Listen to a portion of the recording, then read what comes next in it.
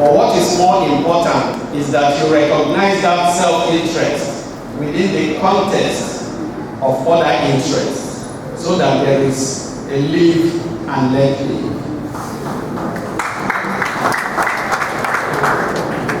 And then you have building inter-ethnic bridges among all the ethnic nationalities in the state and in the country to foster mutual love and respect among all the peoples of the state. Again, a very wonderful objective. It means that you recognize that you owe your neighbor a duty of love.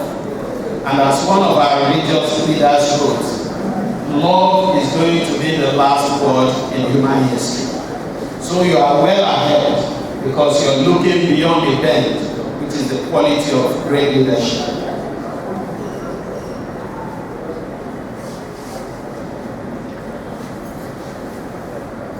Now I am here at your invitation as special guest of honor, and I'm highly honored and humbled.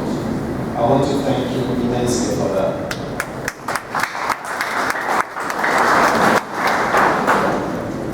For me, it's an opportunity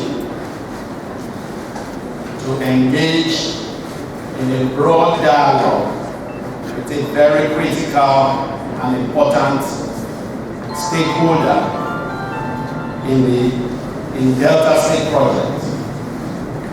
But make no mistake about it, DCPM as a pressure group, Yoruba Nation as a people are, like your chairman has rightly said, a very critical stakeholder in the Delta State project. For me, therefore, it is a dialogue. I am here as much to give this goodwill message to you as to also listen, and I have been listening. I want to hear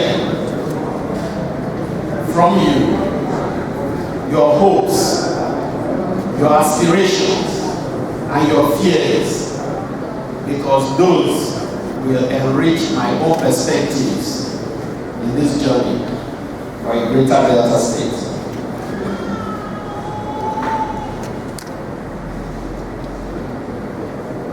Yes, you see, our nation, and indeed our state, faces incredible challenges.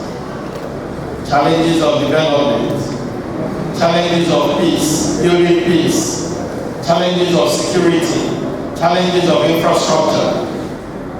Sometimes we almost throw our hands up in the air in frustration. We think it is the end. But I tell you, it is not the end. Because if we pull together, if we work as one, the improbable can easily become possible.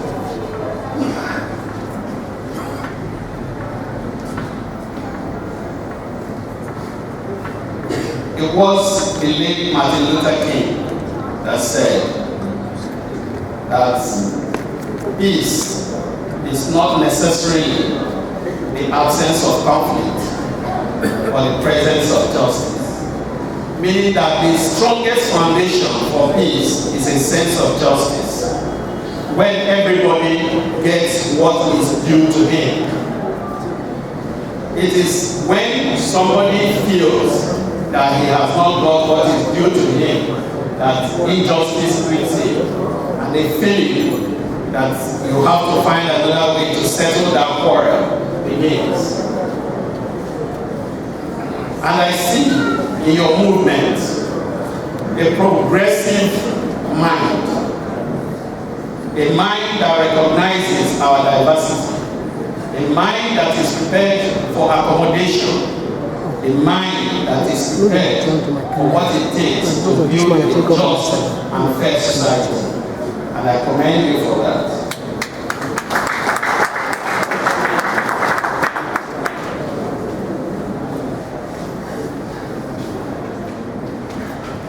Some of the challenges we have, like I said, can be changed it can be addressed if we pull together. If we share common values, as we share a common destiny. And what are those common values? They are the values that we were brought up with. And I don't know any tribe in Nigeria or in Delta State that abhors truth. Is there any? Is there any tribe in Delta State that abhors hard work? Is there any tribe that abhors honesty? Is there any tribe that abhors transparency? And these are the basic virtues that make societies to grow. All the societies that we admire, all the societies we would like our country to be like, those are their core foundations. Those are the core values that make them what they are.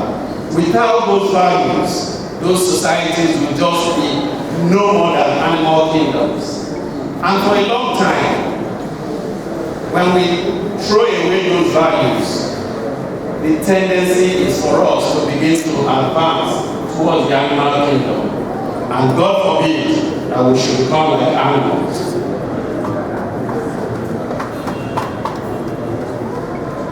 So I want to thank you for this opportunity and to encourage you, because what you have started is not simple at all. Indeed, it could be very unpopular in some sections. For those who will not see tomorrow, it may be unpopular, it may be vilified.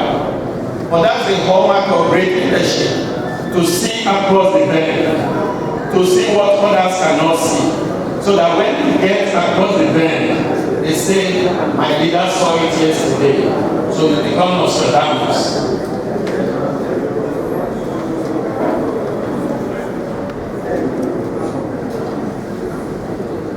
For me,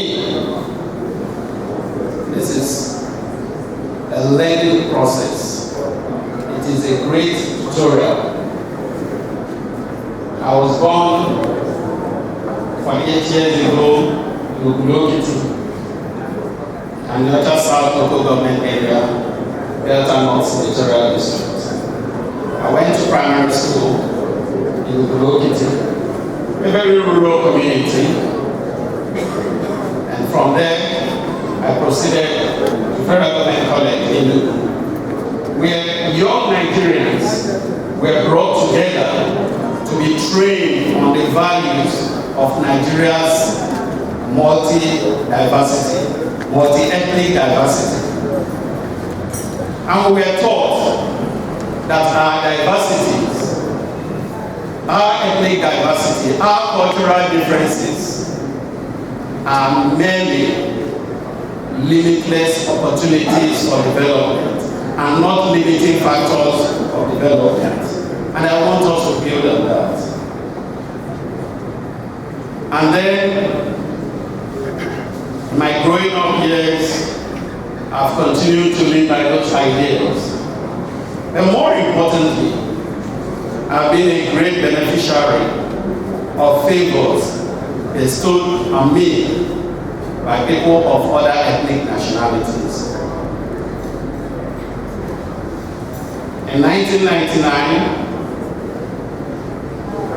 while working in the private sector, I was invited to Delta State government as a special assistant to the Honorable Commissioner for Finance and Economic Planning, a worthy son of Delta State and a respected son of Uvwie Nation.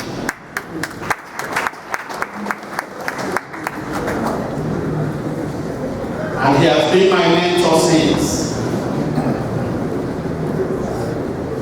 4 years later, he split his ministry into two and gave me one half, and he retained the other half. Very happily. When I got to Delta State in 1999, I was assigned a driver in the civil service who turned out